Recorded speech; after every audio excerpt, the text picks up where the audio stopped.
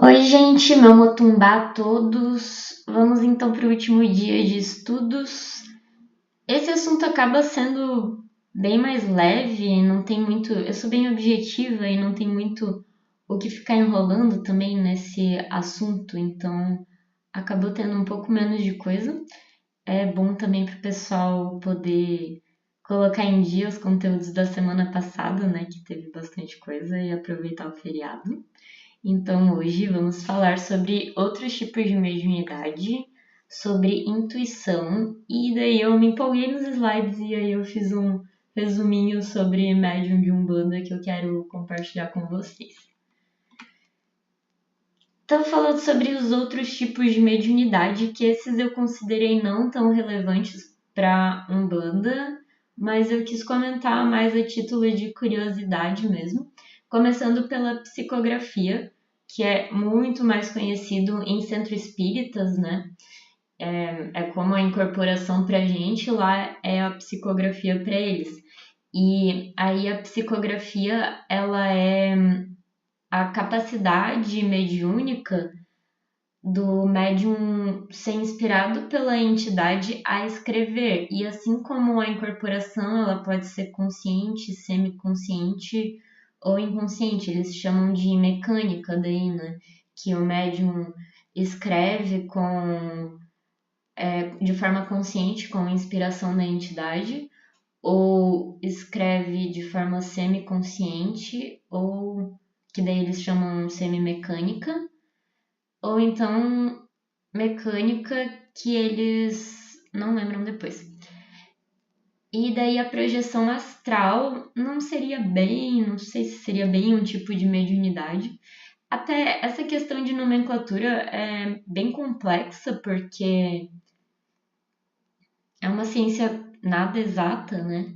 E eu tô falando mais no sentido da Umbanda mesmo, porque se eu fosse abordar pela parapsicologia, eu falaria em outros termos para vocês. Então, isso foi o que eu encontrei mais voltado para a Umbanda.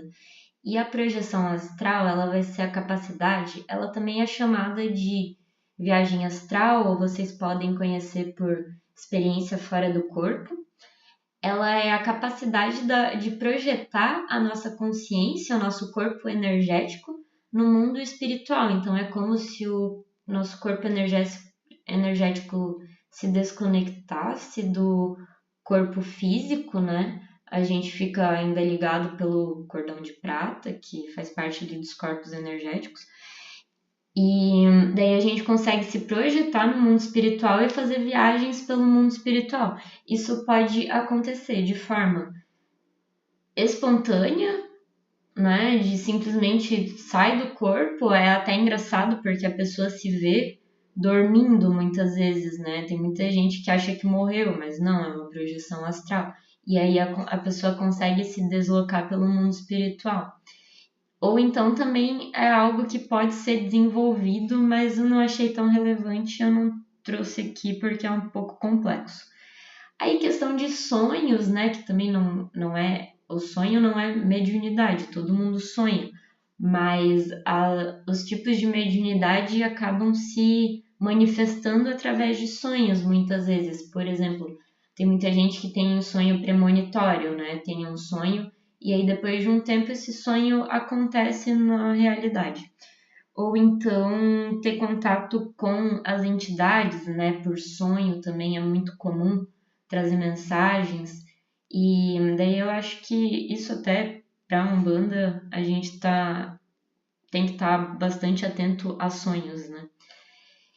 E aí a mediunidade olfativa, que é a capacidade mediúnica de sentir cheiros do mundo espiritual. Então a gente vai sentir, por exemplo, um cheiro de rosas quando uma pombagira se aproxima, mas que realmente não tenha como ser isso do mundo físico. Vai ser um cheiro que não tem como estar por ali. Tem gente que sente cheiro de cigarro, cheiro de algum cheiro que não esteja no mundo físico. Xenoglosia eu encontrei, eu achei muito interessante, eu trouxe aqui também porque uma vez o pai Márcio comentou de um médium que estava incorporado e começou a falar alemão, se eu não me engano, com alguém. E o médium não sabia falar alemão, mas ele falou perfeitamente. Essa é a capacidade mediúnica de xenoglossia, da pessoa falar em outros idiomas que não conhece. E por último, a pictografia, que eu, como filha de Oxalá, eu achei super interessante, inclusive queria, que é a capacidade de ser inspirado por uma entidade a pintar e a desenhar, essa capacidade mais artística, né? Muitos artistas acabam tendo esse tipo de mediunidade. E aí, falando um pouco sobre intuição, né? A intuição é um pouco complexa de entender, às vezes, né? Mas é assim, a base para as nossas capacidades mediúnicas. É como se a intuição fizesse essa comunicação ali da alma com a consciência. Então, a gente recebe essas informações através da intuição e é de dentro para fora, assim, né? Ela faz essa conexão entre o nosso interior, as nossas capacidades internas e as nossas capacidades externas, porque como foi possível a gente perceber que as capacidades mediúnicas elas estão muito ligadas com com os nossos sentidos, né? Com todos os nossos sentidos. Vai ter, respectivamente, uma capacidade mediúnica para aquele sentido. E daí a gente acaba recebendo tudo isso através da intuição.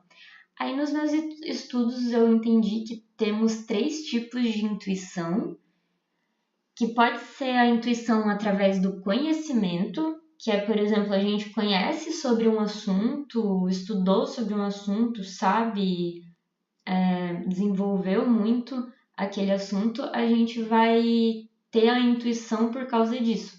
Por exemplo, médicos que estão ali, conhecem muito do corpo humano, conhecem muito sobre a especialidade deles, eles vão poder ter a intuição para fazer o tratamento. Isso é muito comum, né? Ou então terapeutas, né, de forma mais energética, ou até não no sentido da saúde, mas no sentido de, não sei, engenheiros, por exemplo, que conhecem muito sobre o que eles trabalham e aí tem uma intuição sobre aquilo. E aí ela pode ser uma intuição através da leitura de campo, por exemplo, a gente entra num ambiente e aí consegue sentir a energia daquele ambiente, ou então consegue ter a intuição de uma pessoa que se aproxima do que tem na energia dela. Isso é uma leitura de campo. E até eu quero indicar um livro, depois eu vou enviar ali a imagem do livro, que eu achei muito legal. É uma leitura bem fácil, assim, que se chama O Despertar da Intuição, desenvolvendo seu sexto sentido. É bem legal para conhecer melhor essa questão da intuição. E aí tem a intuição espiritual, que ele fala no livro também, e eu vi em outros lugares, que é essa intuição pura mesmo, que a gente não sabe de onde vem e não sabe como sabe, mas a gente sabe. É uma intuição espiritual. E aí o difícil às vezes é a gente confiar, né? Os guias sempre falam, especialmente no início do desenvolvimento, eles falam muito pra gente confiar. Confiar nos guias, né? Às vezes a gente precisa confiar na gente mesmo e eu, pelo menos, tinha essa dificuldade de confiar na minha intuição. Eu tenho uma intuição muito boa, mas eu sempre duvidava, assim. E é uma voz muito sutil, é uma sensação que às vezes a gente acaba criando muita história na cabeça e ela acaba se perdendo. Mas a intuição é algo muito, muito sutil, ela não traz uma história junto, né? E aí eu acho bem importante que no meu tempo de desenvolvimento eu entendi isso, que às vezes a gente acaba confundindo intuição com instinto, ou com paranoias. As paranoias são essas que a gente cria na cabeça, né? Que acontece bastante. E também tem essa questão do instinto, que também é uma linha bem tênue entre intuição e instinto. A gente tem às vezes um trauma e a gente acha que é intuição. Ou então a gente está ali achando que é intuição, mas é um instinto de sobrevivência. Por exemplo, eu acho que eu devo fazer isso. A minha intuição me diz. Mas na verdade é só a gente está só se precavendo assim de alguma coisa. E daí aqui, ai gente, eu me empolguei porque eu queria fazer isso há muito tempo, porque eu sou uma pessoa muito mais visual. Eu fiz esse resumo porque como é que eu vejo o médium de Umbanda? Eu acho que a gente precisa estar sempre estudando e a gente tem bastante responsabilidade, assim, de saber as coisas e tem muita informação e, enfim, eu não sei, os meus guias, pelo menos, o que eles mais fazem é me mandar estudar. E daí eu quis fazer, eu acabo me perdendo, porque daí eu começo a focar em algum assunto, daí eu esqueço outro, daí quando eu vi eu tinha que ter estudado sobre alguma coisa, daí eu queria muito fazer um negócio mais visual para eu conseguir enxergar mesmo o que eu coloquei aqui, o que eu achei de mais importante que a gente precisa saber. Então, os orixás e entidades básico, né? A gente tem que saber as qualidades dos orixás, como é que eles trabalham, quando chama essa força, as entidades também, qual que é a função de cada linha, como é que elas trabalham, isso é o básico assim que a gente precisa saber. As guias de proteção, a gente precisa não tem tanto, quer dizer, tem mais coisa para, não tem tanto assunto quanto as outras, eu considero, mas até acho que a irmã Olinda vai passar sobre isso, né? É bem importante também saber a questão de cores e fundamentos, e essa é uma parte bem importante também do médium de Umbanda, né? É bem característico, inclusive. E aí os pontos riscados que o Pai Márcio já está trazendo, que também é bem relevante. As firmezas, né? É extremamente importante a gente chamar essas forças para próximo da gente. As oferendas que a Manu passou também, que a gente precisa saber dos elementos, a gente precisa saber como fazer de uma forma correta e fazer a entrega, e são muitas particularidades, né, para fazer uma oferenda, que também é algo bem importante da religião. Os banhos de ervas também, super característico do médium de Umbanda, né? Não existe médium de Umbanda sem um banho de ervas. E daí saber das ervas, saber como fazer, que a irmã Dai também passou pra gente, né? As vestimentas, lembrar que a gente sempre usa branco para ter essa igualdade entre todos, né? Que é algo bem importante da religião, eles trazem muito essa questão de humildade também, né? A defumação, que serve para fazer a purificação ali dos ambientes, dos nossos corpos, que mais uma vez a gente acaba precisando saber das ervas. Os pontos cantados, que a gente também vai ter que decorar, né? Bater palma, aprender a bater palma, que estamos tentando.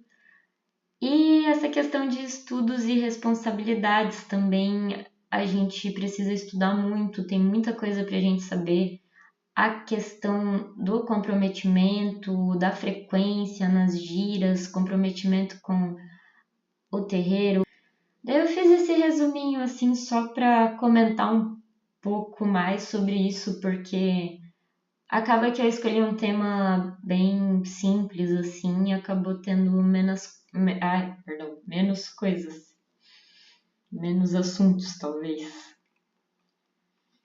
E daí aqui meu último resuminho de ervas para banhos que ajudam no desenvolvimento da mediunidade.